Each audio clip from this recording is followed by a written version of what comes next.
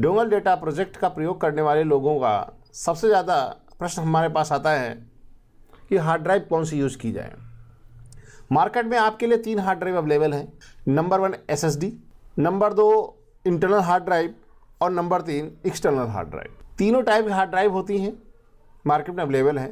अलग अलग hard drive अलग अलग काम के लिए होती हैं। वीडियो एडिटिंग के लिए सबसे बेस्ट हार्ड ड्राइव है SSD। मेरा नाम है Ramashankar, video editor, trainer, tutor and educational entrepreneur. हम बताते हैं वीडियो एडिटिंग के टिप्स, ट्रिक्स एंड टेक्निक्स आसान भाषा में। यदि आपके पास SSD नहीं है तब आप हार्ड ड्राइव का यूज़ कीजिए, और यदि आप वो भी नहीं आप अफोर्ड कर सकते तब आप जाकर के एक्सटर्नल ड्राइव का प्रयोग करें। एक्सटर्नल ड्राइव में एडिटिंग के लिए डाटा स्पीड नहीं मिलती है, क्योंकि वीडियो एडिटिंग का काम एक स्पेशल काम होता है। उसकी फ्रेम को रीड करने के लिए हार्ड ड्राइव की स्पीड, रिलायबिलिटी और कनेक्टिविटी बहुत ज़्यादा ज़रूरी होती है, क्योंकि जब फ्रेम को रीड करता है कंप्यूटर तो उसके लिए डाटा ट्रांसफर रेट हैवी होना चाहिए। इसलिए एक्सटर्नल ड्राइव USB कनेक्शन वाली सक्सेसफुल नहीं होती है।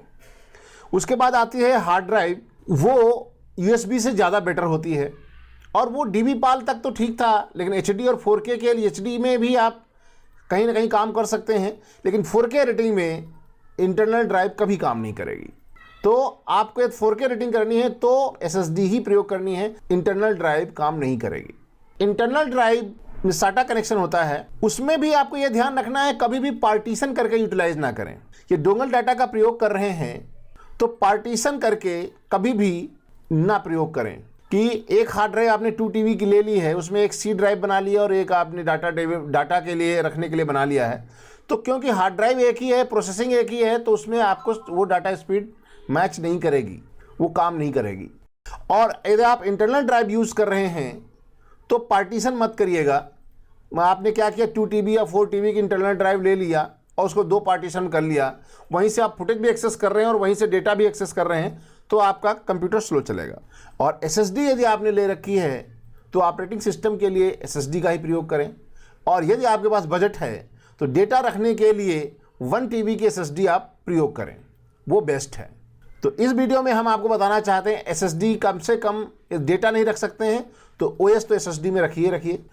अब आप लोग कहते हैं हमारा प्रोसेसर, रैम बहुत सब कुछ अच्छा है और लेकिन वो स्पीड नहीं मैच करती है, तो इसमें कभी भी मैच नहीं करेगा। हार्ड ड्राइव आपके रैम की प्रोसेसर की स्पीड और रैम की स्पीड और मदरबोर्ड की डाटा ट्रांसफ़र स्पीड पर भी निर्भर करता है। जब तक वो कैपेबल नहीं होगा तो आपकी SSD भी उतनी ज़्यादा स्पीड में आपको रिजल्ट नहीं दे पाएगी। हार्ड ड्राइव को लेकर के हम आपको बताना चाहते हैं, कुछ थोड़ा सा आपको बता देते हैं कि स्पीड के मामले में क्या अंतर है। SSD और हार्ड ड्राइव में लगभग 10 गुणों का अंतर होता है। SSD की स्पीड नॉर्मल हार्ड ड्राइव की स्पीड से 10 गुना ज़्यादा होती है। वो टेक्निकल होता है। टेक्निकल क्या होता है, SSD जो है फ्लैश ड्राइव है, जिसमें किसी चीज़ को रोटेशन की ज़रूरत नहीं होती, वो डायरेक्ट एक्सेस होती है, जिसकी स्पीड होती है 35 से 100 माइक्रोसेकंड किसी चीज़ को एक्सेस करने के लिए, 35 to 100 माइक्रोसेकंड। वही हार्ड ड्राइव से जब आप किसी चीज़ को एक्सेस करते हैं तो उसमें स्पीड होती है 5000 to 10,000 माइक्रोसेकंड।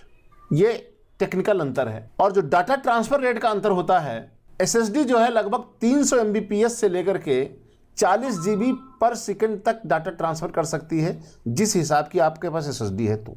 और वहीं हार्ड ड्राइव का जो ट्रांसफ़र रेट होता है वो 20 Mbps से लेकर के 220 Mbps तक ही होता है। इस तरीके से डाटा ट्रांसफ़र रेट से भी आप कंपैरिजन करके देख सकते हैं कि कितना अंतर होता है दोनों की स्पीड में। यदि आप वीडियो एडिटिंग सही ढंग से करना चाहते हैं तो हार्ड ड्राइव का चुनाव भी ढंग से कीजिए और मैनेज भी ढंग से कीजिए।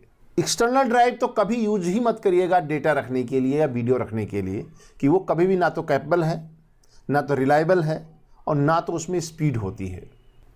यदि अब तक आपने हमारे चैनल को सब्सक्राइब नहीं किया है तो आज ही सब्सक्राइब कीजिए, क्योंकि हम इस चैनल पर लेकर के आते हैं वीडियो एडिटिंग से संबंधित नए वीडियोज़।